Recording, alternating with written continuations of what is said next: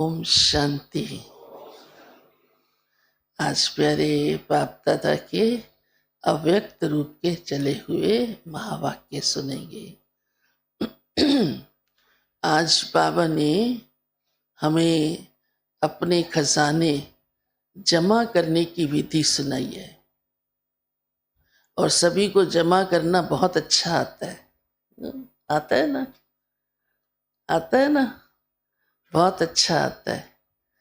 परंतु ये ईश्वरीय खजानों को जमा करना, ये भाग्य बनाना है। उसमें थोड़ा सा, क्योंकि थोड़ी सूक्ष्म मेहनत तो होती है। वैसे तो स्थूल खजानों को भी जमा करने के लिए त्याग करना पड़ता है। अगर बहुत कोई खर्चीला होता है तो वो जमा कर पाता है? नहीं कर पाता। तो उसे जोड़ जोड़ के रखने के लिए कई अपनी इच्छाओं को भी त्यागना पड़ता है। नहीं, अभी नहीं ये खर्च करेंगे, इसको अभी रखेंगे। समझदारी से चलना पड़ता है। तो आज बाबा ने भी हमको वो विधि सुनाई है कि कैसे आप अपने इन रूहानी खजाने, ईश्वरीय जो भगवान के द्वारा आपको मिल रहे हैं, उनको बढ़ाओ और जमा भी करो। क्योंकि जमा ही तब हो सकता है जब बढ़ाएंगे। कोई कमाएगा ही नहीं तो जमा कहाँ से करेगा? फिर कई तो इतना भी नहीं कमा पाते जितना खर्चा होता है। कई तो फिर उसके लिए भी उधार उठाते रहते हैं, है ना? तो बाबा कहते हैं ऐसे नहीं कि थोड़ा कमाओ और वो भी खर्च कर डालो। तो वो तो आप जानते हो कि हमारे खजाने कौन से हैं। तो उसके लिए बाबा कहते हैं कि आप 3 प्रकार से अपने खजाने जमा कर सकते हो। एक तो स्वयं के पुरुषार्थ से,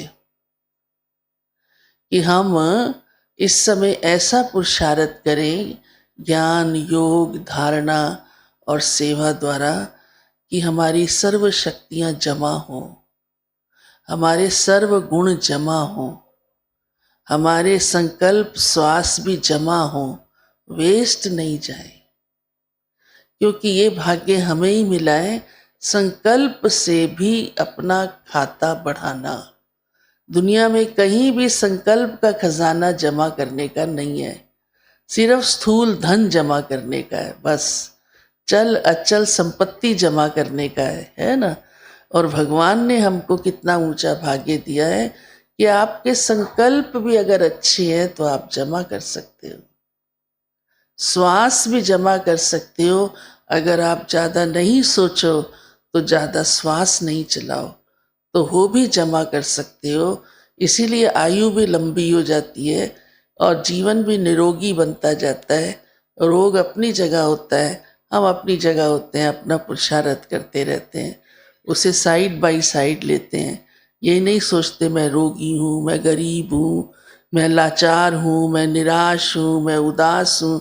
ये हमारी जिंदगी से गया। खजाने वाले की जिंदगी में ये क्यों होगा? लेकिन दुनिया में तो कितना भी धन हो, ये सब भी साथ में है, सब भी साथ में है। तो आज बाबा ने इसलिए कहा है, एक तो स्वयं का पुरुषार्थ ऐसा करो। दूसरा बाबा ने कहा है सर्व को संतुष्ट करने का, वो भी आपका खजाना जमा होता है। क्योंकि संतुष्ट हम तब कर सकते हैं जब हमारे अंदर शुभ भावना हो,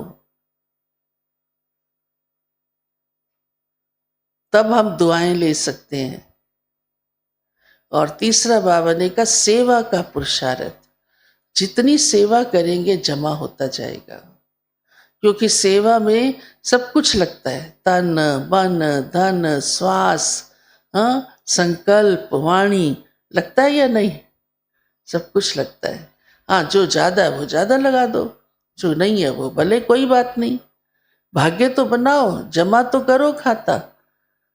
फिर बाबा कहते कई ऐसे हैं अच्छा कमाते हैं, माना ईश्वरीय कमाई करते हैं, पुरुषार्थ करते हैं, लेकिन साथ ही साथ उतना खर्च भी कर देते हैं। आपको समझ में आता है आप कैसे खर्च करते हो? जमा करना तो आता है आपको, है ना? योग करेंगे तो जमा होगा, सेवा करेंगे जमा होगा, हाँ, शुभ भावना रखेंगे, प्यार से चलेंगे, संतुष्ट रहेंगे तो जमा होगा। लेकिन बाबा ने कहा इतना बस जमा करते हैं, उतना खर्च कर डालते हैं। खर्च कैसे होता है भाई? हाँ हाँ, जैसे देखो आपने योग किया, अच्छे संकल्प किए, ठीक है ना, तो आपके जमा हुए।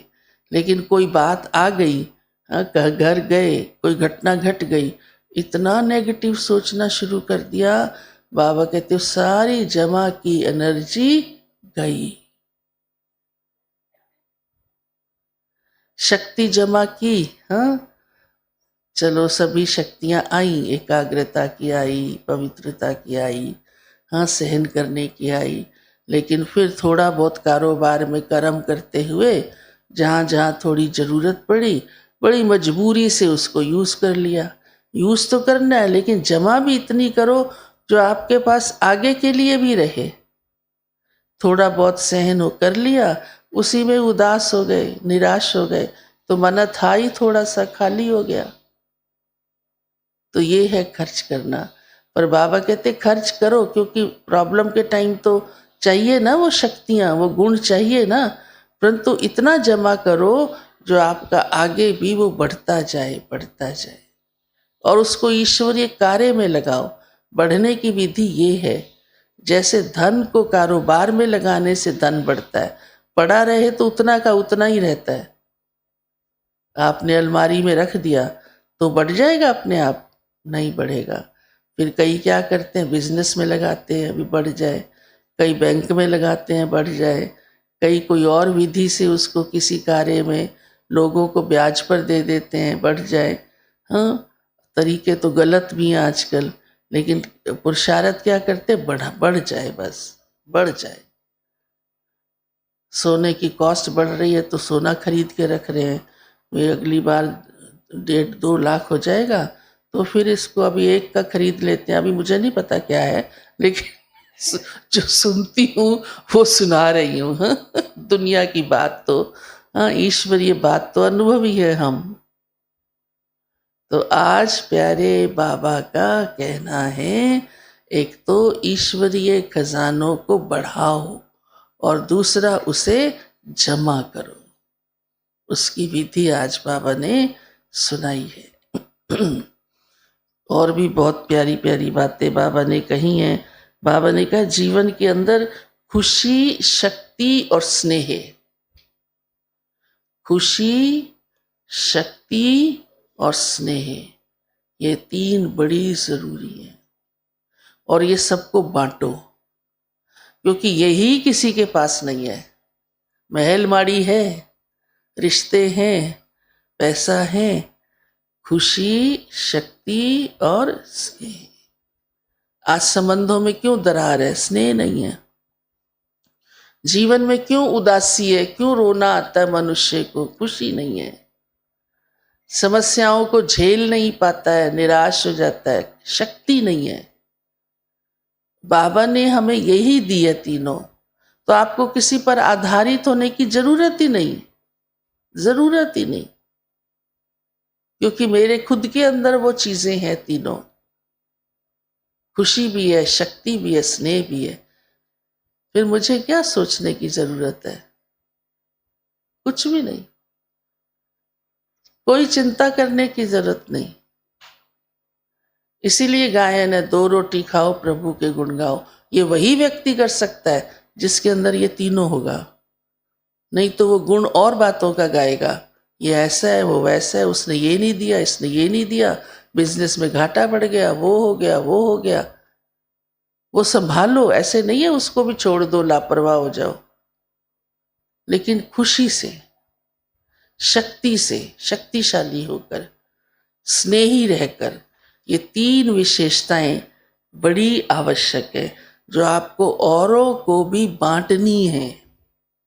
इतनी आपके जीवन में हो, आपके जीवन से दिखाई दे कि देखो इसके आगे इतनी बड़ी समस्या आई, लेकिन ये कमजोर नहीं पड़ी, इसकी खुशी गायब नहीं हुई, इसने संबंध बिगाड़े नहीं। ये है ना ईश्वरीय खजानों का प्रमाण, समझा ना? और वो बाबा दे रहा है और आपके पास है भी सही, उसे बढ़ाओ, कम नहीं करो। खुशी का मतलब हंसना नहीं है, आंतरिक खुशी, आंतरिक खुशी जो चेहरा बोलता है, बस मुख नहीं बोलता। तो आज बाबा की बहुत मुरली, हाँ, बड़ी विशेष है।